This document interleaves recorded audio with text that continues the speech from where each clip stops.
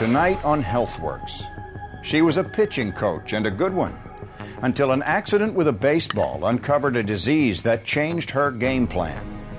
She was a young woman, but that doesn't mean she wasn't at risk for the disease. That baseball literally saved my life. He's a former Navy pilot, attorney, and business executive, and he's used to going with the best odds when making a decision.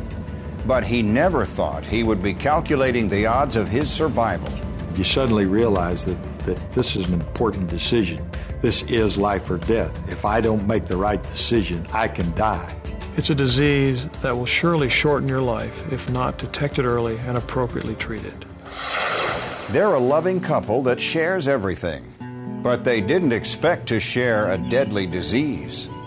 People think of it as a man's disease, but clearly women have just as much to fear from it. It happened to John. So if it happened to John, why couldn't it happen to me? Tonight, Healthworks looks at 3 often terrifying types of cancer and how facing the fear could save your life. And the Healthworks Challenge.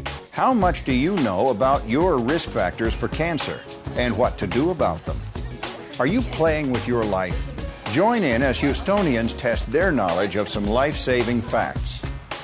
All this and more tonight on Healthworks.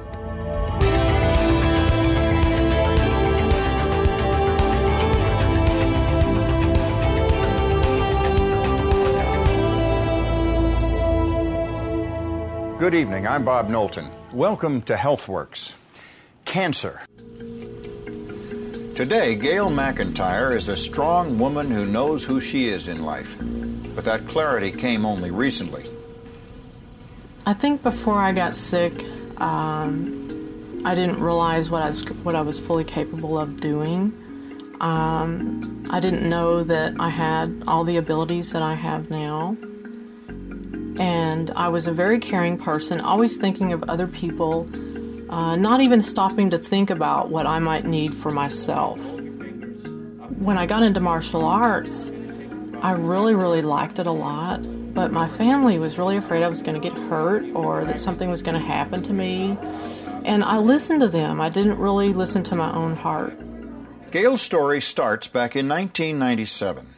Her son Josh was 10 years old at the time and played Little League baseball. I became a pitching coach because I was so fascinated by the game of baseball. I would go and watch my son play, and I decided, he wants to be a pitcher, so I'm going to help him learn how to pitch. And I took pages and pages of notes. But at the same time, I began to feel nauseated, and also I gained a whole lot of weight. Gail went to see her doctor, but after a series of tests, they found nothing wrong. One day I had gone to Strawberry Park with my family, so we were all out playing ball, and I was pitching to my son because, I love to pitch, and he hit a really fast ball, and it hit me right in the chest. And, it hit me so hard that it knocked me down. Gail's busy schedule prevented her from seeing a doctor immediately about the bruise, and after several months it was time for her annual gynecological exam. The bruise didn't heal properly. It wasn't as black, but it didn't stop swelling, and I knew that something was wrong.